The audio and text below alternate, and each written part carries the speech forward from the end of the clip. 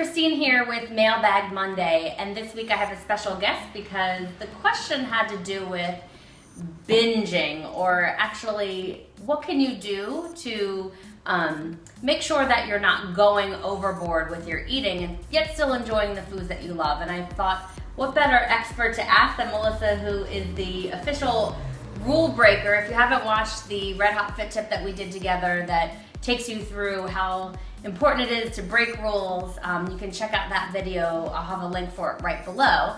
But here's Melissa. She is a health coach and writer and speaker and rule breaker, and she's going to explain to us or answer this question for you guys on how you can still enjoy the things that you love without going overboard or crazy. Yeah, when I talk about breaking rules, people tend to think that if they were still following the rules, that they would be able to kind of keep their portions the same. But if they were to break rules, they would all of a sudden be out of control and start binging.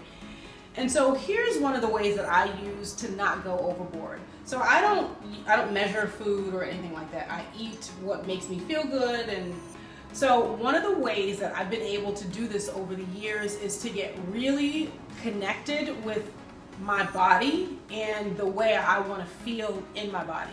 So most of us live up here, like in our heads, a million thoughts going on. And so especially when we're eating, we have no idea how food actually feels or how it makes us feel until either we've not had enough or had too much.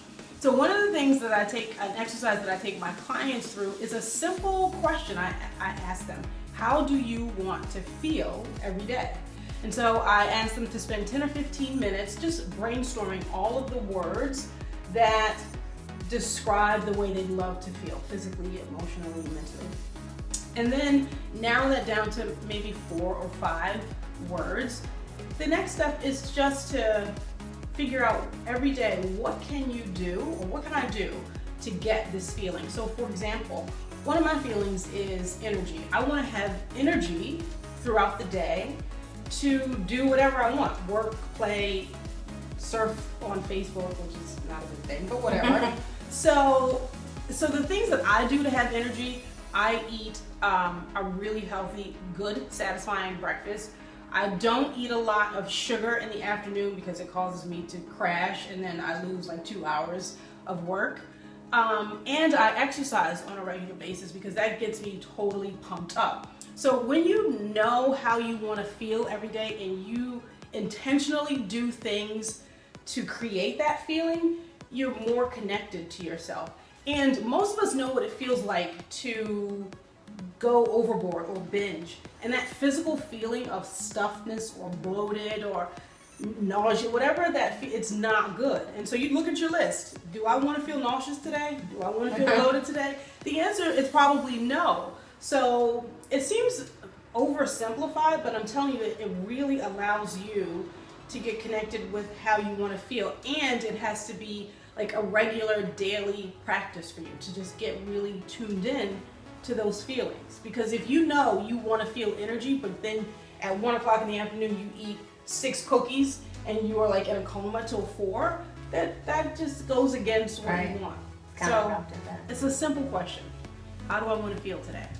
So I hope that this helped answer that question, and if you can just post in the comments below how you want to feel today. You could start doing this daily exercise to help you stay on track so that way you don't go overboard. And once in a while it's probably okay. Totally. Yeah.